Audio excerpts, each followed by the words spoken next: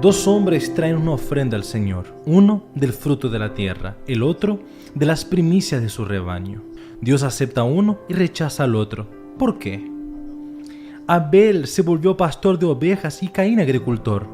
Después de algún tiempo, Caín trajo del fruto de la tierra una ofrenda al Señor. Sin embargo, Abel trajo las partes gordas de las primeras crías de su rebaño. La palabra de Dios dice claramente que la ofrenda de Abel eran las primicias de su rebaño. Pero no dice que Caín trajo las primicias de su cosecha. Simplemente dice, después de algún tiempo, Caín trajo del fruto de la tierra una ofrenda para el Señor. Caín cultivó la tierra y con el tiempo juntó lo suficiente para traer una ofrenda para el Señor. Era una ofrenda según los términos de Caín. Dios aceptó la ofrenda de Abel porque fueron las primeras crías de su rebaño. La ofrenda de Caín fue rechazada porque no eran las primeras cosechas. Dar a Dios las primicias requiere fe. Cuando nace el primer cordero de un rebaño, no es posible saber cuántos corderos más van a nacer. Pero Abel dio la primer cría de su rebaño por la fe, mientras que Caín se certificó que tendría lo suficiente para él antes de ofrendar a Dios. Muchas personas tratan a Dios de la misma manera que Caín.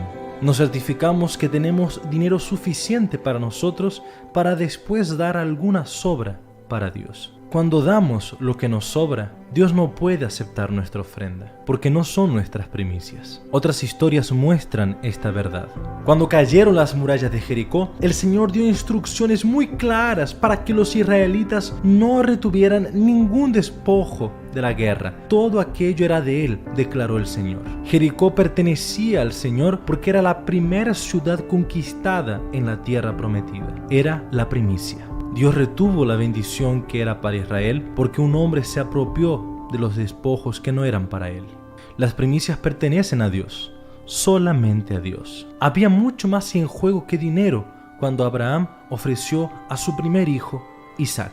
Cuando Dios le pidió a Isaac, Abraham no esperó tener otros 10 hijos para poder ofrecerlo. Abraham dio el primero cuando Isaac aún era el único hijo que Abraham tenía. Fue necesaria la fe para que Abraham ofreciera a Isaac. Fe que Dios honró y retribuyó. Y Dios hizo lo mismo por nosotros.